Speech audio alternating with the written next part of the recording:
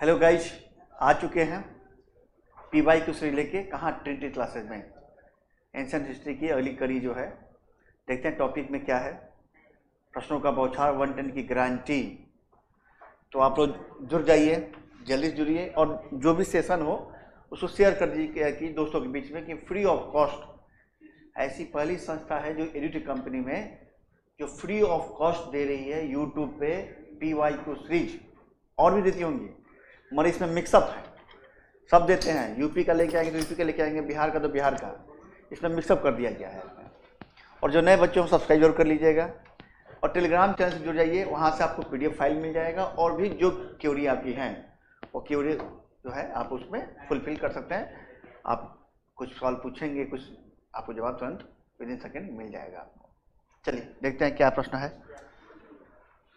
अधोलिखित में गुप्त मुद्रा क्या है, स्वर्ण मुद्रा क्या है? कौन स्वर्ण मुद्रा है? दिनार। दिनार जो है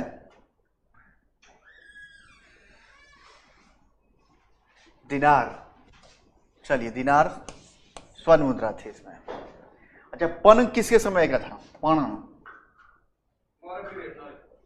मौर्यन पीरियड का पन था मुद्रा, मौर्यन काल का पन था मुद्रा। और निस था वैदिक पीरियड का, निस शतमान वैदिक पीरियड। हाँ, कौड़ी भी वैदिक पीरियड का ही है। निस और शतमान दो यूज होते थे।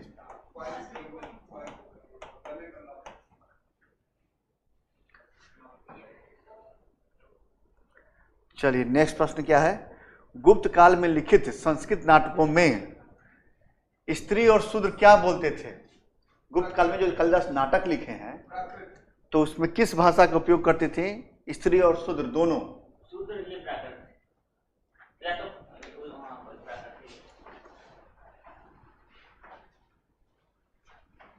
धन्यवाद। प्राकृत भाषा का उपयोग करते थे। यदि उच्च वर्ण के लोग मैं पूछूं, हाँ उच्च वर्ण लोग संस्कृत भाषा का उपयोग करते थे। ये अभ्रंश शैली है और पाली एक भाषा है। सती प्रथा का प्रथम उल्लेख, ईयर बताना है आप लोग को। सती प्रथा का प्रथम उल्लेख से छात्र कहाँ प्राप्त होता है और ईयर भी बताना है, किस ईयर का साक्ष्य था। ये तो मैं जानता हूँ गुप्ता पेट था, तो बताइए काल बताइए आप लोग। और किसकी वाइफ सती हो रही थी?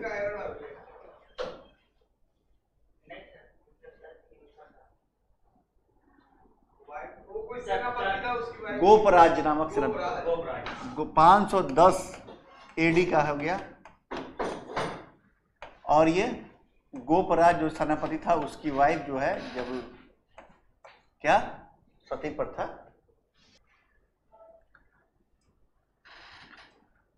सूची 1 को सूची 2 से मिलान कीजिए और नीचे दिए गए कोटों का प्रयोग सही कई उत्तर दीजिए।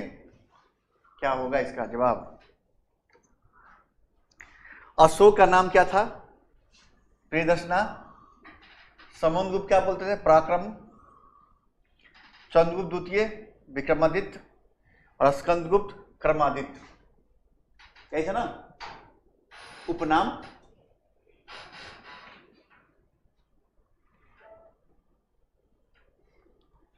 कर्म का सिद्धांत संबंधित है किससे? कर्म का सिद्धांत किससे संबंधित है बताना आप लोग सभी लोग को।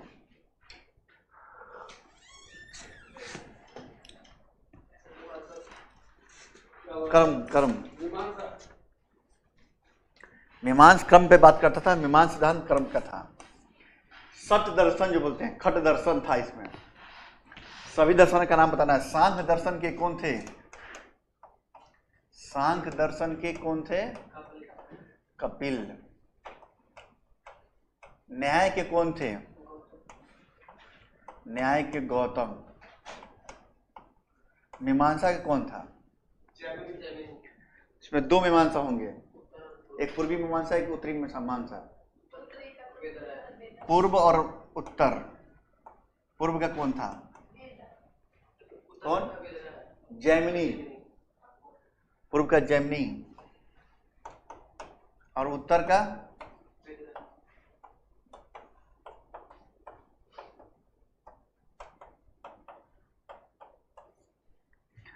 और क्या बचा?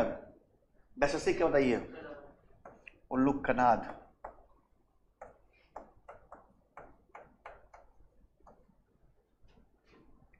ठीक है, योग का बताइए। एक तो योग छूटिए गया।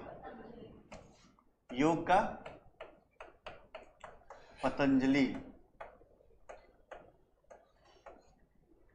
गुड। नगरों का क्रमिक पतन किस काल में दिखाई देता है? किसकी एक महत्वपूर्ण विशेषता है नगरों का क्रमिक पतन?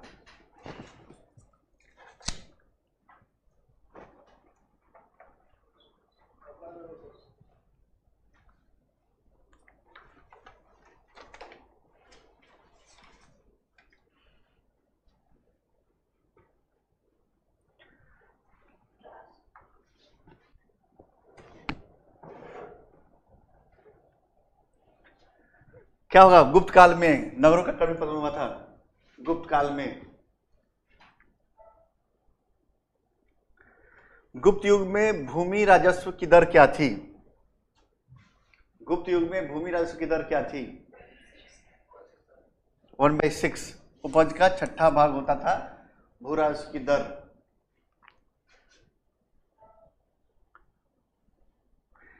किस प्रकार की भूमि को अपहृत भूमि कहा जाता था? अपहृत भूमि कहा जाता था किस प्रकार की भूमि को?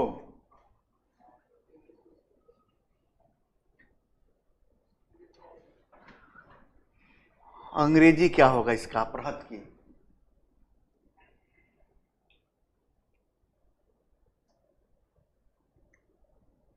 कौन सी भूमि थी?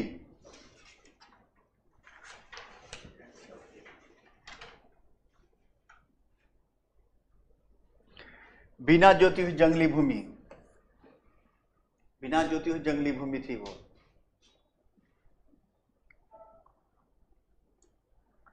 भारत के इतिहास के संदर्भ में कुलियामाप तथा द्रोणमाप शब्द का प्रयोग हुआ है। किसके लिए? भूमाप के लिए, मौद्रिक मूल्य सिक्के के लिए, नगर की भूमि का वर्णन करने के लिए, या धार्मिक अनुष्ठान के लिए? धार्मिक अनुष्ठान के लिए। किसके लिए? भूमि माप के लिए हुआ था। कंफर्म? चलिए, भूमि माप के लिए हुआ था। चलिए, भूमि माप के लिए हुआ था। गुप्त साम्राज्य द्वारा निम्न में से किन्हें कर रहित कृषि भूमि प्रदान की जाती थी? सैन्य अधिकारियों को, सिविल अधिकारियों को, ब्राह्मणों को, दरबारी विद्वानों को। और यही वो काल है जब सामंतीकरण, सामंतवाद की उत्पत्ति होता है। तब क्या आंसर होगा? सभी लोग जवाब दीजिए कमेंट करके। आप लोग भी कमेंट के जवाब दिया कीजिएगा।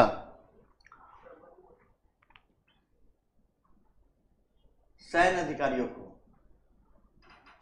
सैन्य अधिकारियों को दिया जाता था कर रहित कृषि भूमि।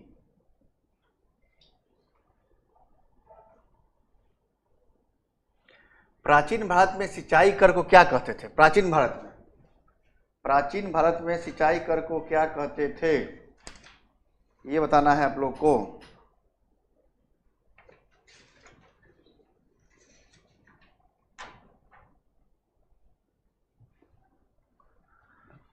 सिंचाई कर को क्या कहते थे? हिरण्य जो था, नगद, कैश, कैश को था ना नगद। मौर्य काल में लिया था नगद कर, ये मौर्यकालीन कर था। मौर्य काल में नगद कर था। तो बताइए सिंचाई कर को क्या कहा जाता था?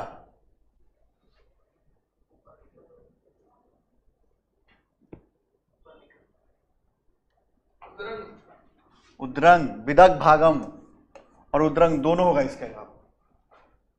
विदग भागम, उद्भाग, उद्रंग दोनों होगा इसका जवाब। प्राचीन भारतीय गुप्त राजवंश के समय कौन संदर्भ में नगर, घटसाला, कदुरा और चौल किसके लिए विख्यात था? क्या था ये सब? विदेशी व्यापार करने वाला बंदरगाह था, शक्तिशाली राज्यों की राजधानियां थी, उत्कृष्ट प्रकृष्ट कला स्थापत्य की क्या थी इसमें? पोर्ट था ये विदेशी से व्यापार करने वाले पोर्ट थे ये सब। चौल का नाम सुने ही होंगे आप लोग।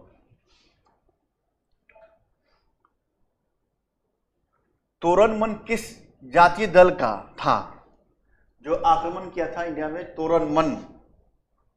तोरनमन की मैं बात कर रहा हूं। यूची ट्राइब के कुषाण वंश वाले थे। और इसका उल्लेख ह्यूएनसांग भी करता है, मंसूर अभिलेख में मिलता है कि तोरनमन जो आया था यहाँ पे आक्रमण किया था।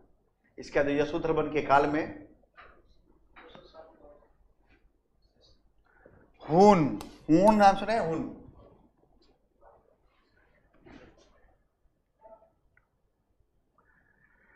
निम्नलिखित में किसने हून शासक मिहिर कुल को पराजित किया था? आप बता दीजिए आप लोग, किसने हून शासक मिहिर कुल को पराजित किया था? बुद्धगुप्त, यशोधर्मन, शशांक, प्रभाकर, वर्धन, किसने पराजित किया था बताना है। और इसको हराया था एक गुप्त शासक था, नरसिंह गुप्त बलादित्य, वो भी हराया था। नरसिंह गुप्त बलादित्य भी हराया था। और इसमें कौन हराया था बताइए? इसने हराया था। इसमें कौन हराएगा? मालवा के शासक यशोधर्मन।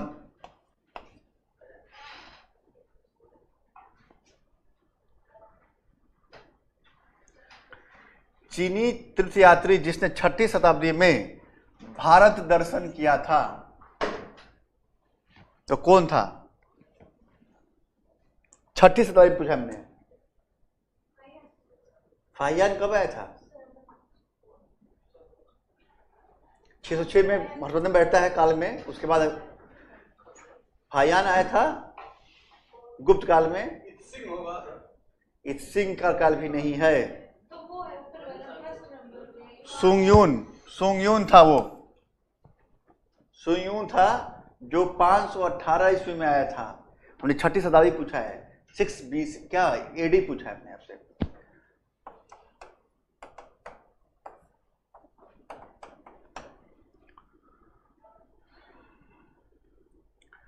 चीनी यात्री सुंगयून ने भारत की यात्रा की थी, कब की थी आप बता दीजिए।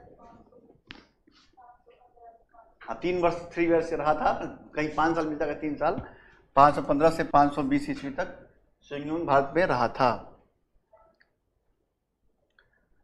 निम्नलिखित कथनों पर ध्यान पर पढ़िए और बताइए। अब स्टेटमेंट है, गुप्त सम्राट स्वयं के लिए दैवीय अधिकारों का दावा करते थे। उनका प्रशासन नितांत केंद्रीकृत था, सेंट्रलाइज था। उनका जो एडमिनिस्ट्रेशन था सेंट्रलाइज था। उन्होंने भूमि दान की प्रथा परंपरा को विस्तारित किया था। बताना है क्या क्या किया था इसमें।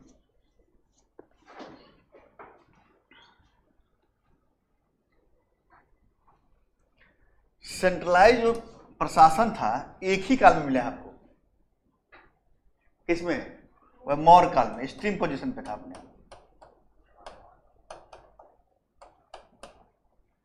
और जब सामंतीकरण व्यवस्था हो जाएगा, राजा देवी अधिकार प्राप्त कर लेंगे, राजा महाराजाधिराज परम भट्टारक की उपाधि लेंगे, छोटे भी राजा होंगे, तो क्या होगा? प्रशासन सेंट्रलाइज तो होगा नहीं। अब तो जो राजा जहां का होगा वहां पर प्रशासन होगा, बस केंद्र को टैक्स देगा। तो सेकेंड तो ऐसे ही काम हो जाता है। पहला जो था वो अपने आप को दैवत की उपाधि दी थी उन्होंने। देवगुप्त का हमने चर्चा किया था, परम भागवत की चर्चा की थी। देवगुप्त की उपाधि किसकी थी? देवगुप्त की उपाधि किसने लिया था?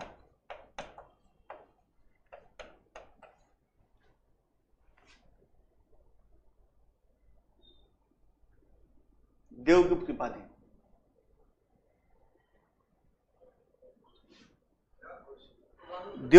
किसने ली थी? देवगुप्त, देवराज, देवश्री, ये तीनों उपाधि थी।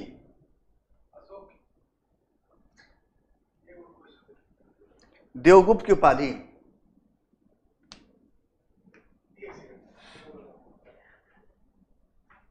और परम भागवत की उपाधि से ली थी।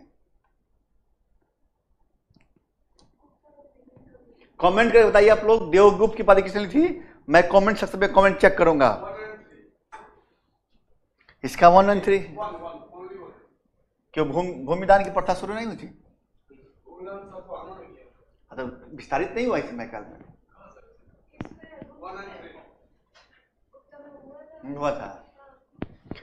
देवगुप्त की उपाधि किसने ली थी? कमेंट कर बताइए सभी आप लोग, कमेंट सेक्शन में कमेंट चेक करेंगे हम सबका।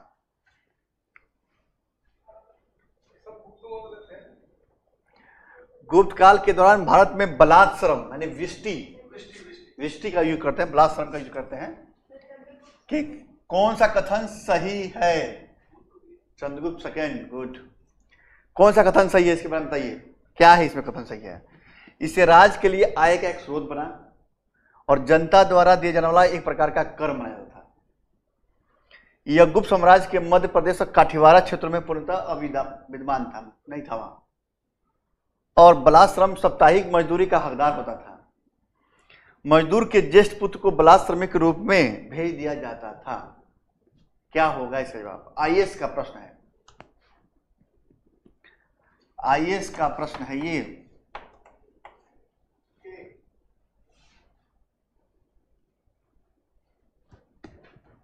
बिष्टी बेगार की प्रथा, बिना मजदूरी की प्रथा, मतलब कि बंधुआ मजदूर, तो क्या हो जाएगा? मजदूर के ज्येष्ठ पुत्र को बलात्श्रम के लिए भेजा था, उनको पैसा नहीं मिलेगा। ये ऑप्शन माना है। जनता द्वारा दिया जाने वाला कर माना नहीं। और इसी पद्धति का उपयोग करते हुए सुदर्शन झील जो बना था रुद्रदामन में ने क्या किया था? सुदर्शन झील बनवाया था इसी प्रथा का उपयोग करते हुए, बिना बेगारी की प्रथा।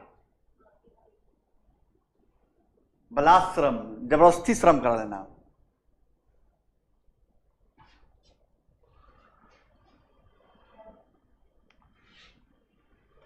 शूद्रक द्वारा लिखी गई प्राचीन भारतीय पुस्तक मृच्छकटिकम का विषय क्या था? बताइए। आईएएस का प्रश्न है ये, आईएएस का प्रश्न है ये। प्रेम गाथा थी। शूद्रक की पुस्तक थी मृच्छकटिकम, उसका विषय था एक धनी व्यापारी और गणिका की पुत्री की प्रेम कथा।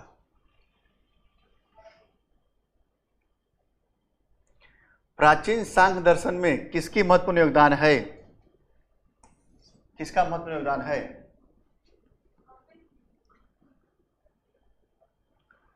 कपिल, गौतम, नागार्जुन, चार्वाक।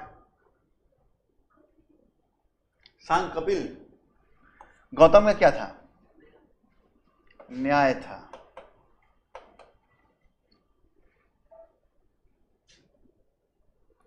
भारत में दार्शनिक विचार के इतिहास के संबंध में सांख्य संप्रदाय से संबंधित निम्नलिखित कथनों पर विचार कीजिए।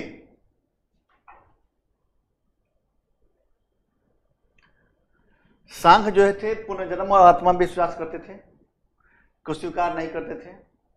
और सांख्य की मानता है कि आत्मज्ञान ही मोक्ष की ओर ले जाती है, ना कोई ब्रह्मा प्रभाव या कारक। बताइए, आईएएस का प्रश्न है यही।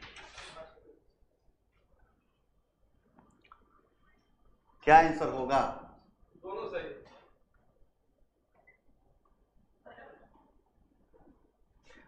पुनर्जन्म आत्मा को स्वीकार ही नहीं किया इसने। ये नहीं करता, स्वीकार करता था वो, नहीं है। तो इसका आंसर केवल 2 होगा। ये आत्मा को स्वीकार करता था, सांख्य दर्शन। अनेक परमात्मा बात की उसने। नव न्याय संप्रदाय स्कूल के संस्थापक कौन थे? बताइए। नव न्याय संप्रदाय स्कूल के संस्थापक कौन थे? रघुनाथ शिरोमणि, गंगेश श्रीधर उदयन।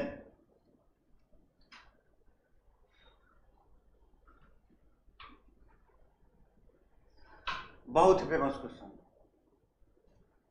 और ये ऑप्शनल में जब हुआ करता था, हिस्ट्री पूछा गया था उसमें। और आईएएस 2009 का प्रश्न है ये। उसका यूपीपी से सवाल पूछा इसको। फिरोज क्या जवाब होगा इसका? रघुनाथ शर्मनी। और कोई? गंगेश।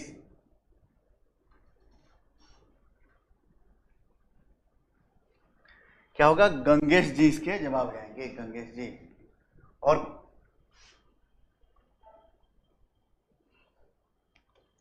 क्या कि यूपीपीसीएस ने इसका आंसर गंगेश दिया था।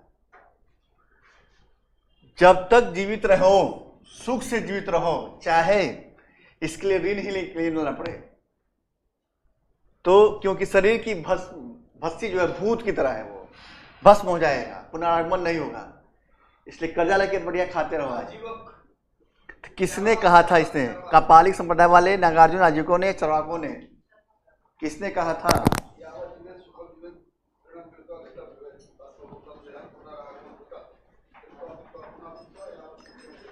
चरवाक या आजीवक?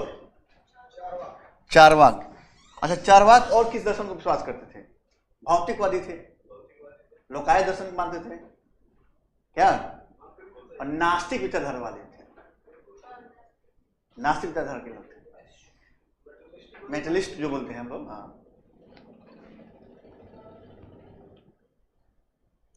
केवल प्रत्यक्ष प्रमाण को स्वीकार किसने किया? बताइए इसमें। प्रत्यक्ष प्रमाण को स्वीकार किया इसने, चारवाक दर्शन ने प्रत्यक्ष प्रमाण को स्वीकार किया है। जो है वही सच है, ये नहीं कि बनेगा ये तो।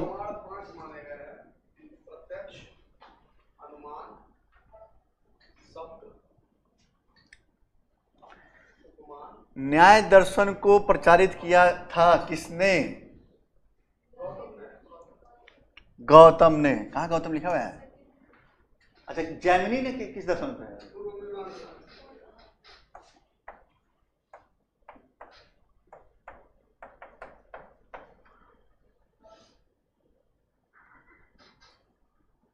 मीमांस के बताइए, आप बता दिए इसका आंसर। मीमांस के प्रेरणा कौन थे, मतलब कौन था इसका? जैमिनी। अच्छा, विश्वामित्र क्यों फेमस रहा? विश्वामित्र इतिहास में फेमस आदमी था विश्वामित्र। ऋषि तो हम भी जानते हैं, ऋषि है, वशिष्ठ भी ऋषि है, कनाद भी ऋषि है, सब ऋषि ही हैं। विश्वामित्र क्यों फेमस रहा? असुरों के गुरु थे और असुरों के गुरु थे। गायत्री मंत्र था। ऋग्वेद में तीसरे मंडल में जो गायत्री मंत्र मेंशन किया गया है, उसके रचनाकार ही इसको माने जाते हैं। किसको? विश्वामित्र। सविता देवी सूर्य भगवान की पूजा। चलिए, नीचे दिए गए सूची 1 सूची 2 को मैच कीजिए। न्याय दर्शन सबका सिद्धांत दिया हुआ है यहाँ पे। मोक्ष प्राप्त करने के तरीके, किस तरीके से मोक्ष प्राप्त करेंगे? इधर न्याय दर्शन, मीमांस, सांख्य, वेदांत। तार्किक चिंतन। चलिए आगे। न्याय दर्शन, तार्किक चिंतन। चलिए, एक मैच किया। मीमांसा वैदिक अनुष्ठान, वेदांत वास्तविक ज्ञान का विग्रहण, और सांख्य आत्मज्ञान। ठीक है, चलिए। ये भी आईएएस का प्रश्न है, आईएएस का ही प्रश्न है ये भी। चलिए, मिलते हैं नेक्स्ट क्लास में। जय हिंद, जय भारत साथियों।